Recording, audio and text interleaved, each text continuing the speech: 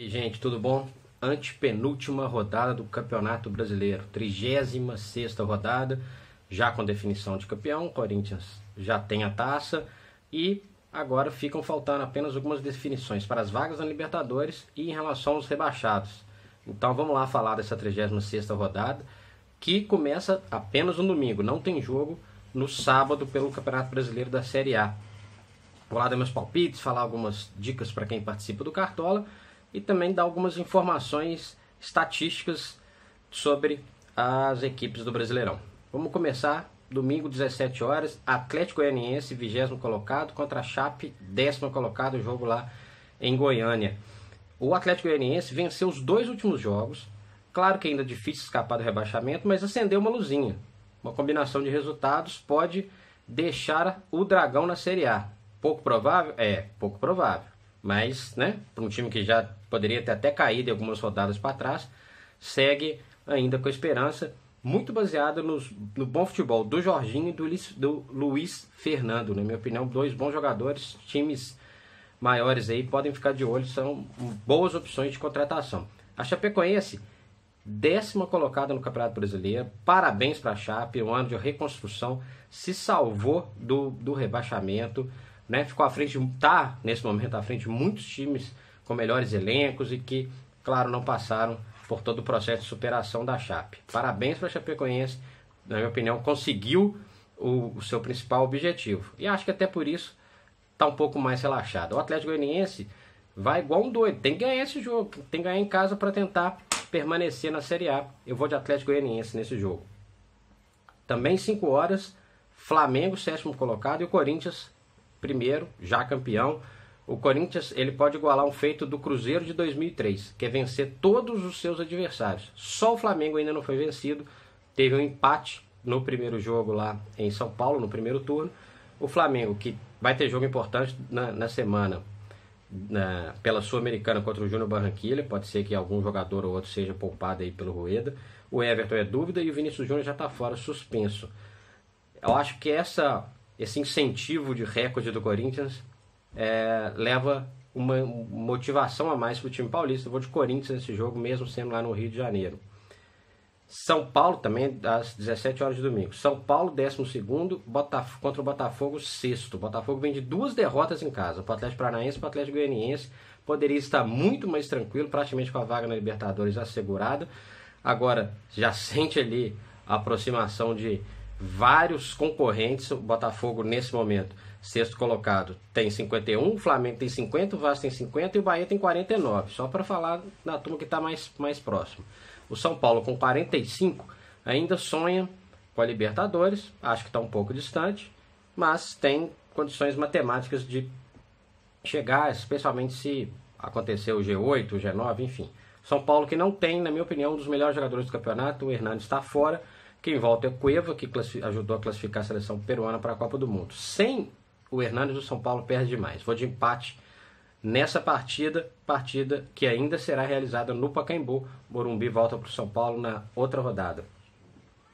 Também no mesmo horário, Sport muito mal no campeonato, 18º, contra o Bahia, 9º colocado, 26% de chances de chegar à Libertadores, hein? Quem diria? 6 jogos sem perder também. O Sport é o pior time do retorno. O Oswaldo pode voltar ao time, pode começar jogando, o Marquinhos iria para o banco, mas basicamente a ideia do Daniel Paulista manter o mesmo time. O Sport candidatíssimo a ser rebaixado e o Bahia vai pegar um Bahia empolgado. Vou de empate nesse jogo. Vitória e Cruzeiro. Vitória 16º, Cruzeiro 5º. O Vitória segue como o pior mandante do campeonato. Vai ter a volta aí do Canu na zaga e do Felipe Souto ao meio de campo. Não vai ter o Kaique Sá na lateral direita. Pode ser que o Patrick comece jogando. Tem 40% de chance de queda, segundo o site Infobola. O Cruzeiro, que já vai ter o Brian na lateral esquerda, oficializada a saída do Diogo Barbosa para o Palmeiras. Segue o Galhardo na lateral direita, o Jonathan no ataque. Não tem 2 jogadores importantíssimos, nem o Robinho nem o Thiago Neves. Ambos estão suspensos, começam Alisson e Arrascaeta. Vou de empate nesse jogo lá em Salvador. Jogos de domingo às 19 horas. Independência, um lugar onde o Galo não vai bem nesse Brasileirão. Galo 11º, ainda com 5% de chance de conquistar uma vaga na Libertadores, segundo o Infobola. Acho um pouco difícil. Pega o Coritiba, 14º colocado, e agora só com 2% de chance de queda. O Coritiba se salvou nas últimas rodadas, está muito próximo de se garantir na Série A do ano que vem. O Galo, que pode contar com a volta do Gabriel e do Casares. O Luan estava suspenso, pode jogar. E o Luan desfalcou o Galo contra o Vasco. Volta a ser uma opção. Na minha opinião, não começa jogando, mas é sempre uma boa opção para o técnico Oswaldo de Oliveira. O Coritiba tem desfalques importantes. Não tem o Rildo, que é um jogador importante no ataque. Não tem o Carleto, que é fundamental nas bolas paradas. E também não tem o Kleber Reis. Todos suspensos. Vou de Atlético nesse jogo, apesar da má campanha no Independência. 19 horas, Atlético Paranaense, 13º contra o Vasco, 8º. O Vasco é o time que menos perdeu nesse retorno, só 2 partidas. Compensação, foi o time que mais empatou. Vai ter a volta do Martin Silva, goleiro. O Atlético Paranaense tem a volta do G2 e vai ter o Ederson no ataque. Quem não joga é o Nicão. O Atlético Paranaense que chegou a flertar ali com a Libertadores, chegou a ficar muito próximo da época do G6 e caiu vertiginosamente nesse segundo turno. Faz uma etapa final de Campeonato Brasileiro muito irregular.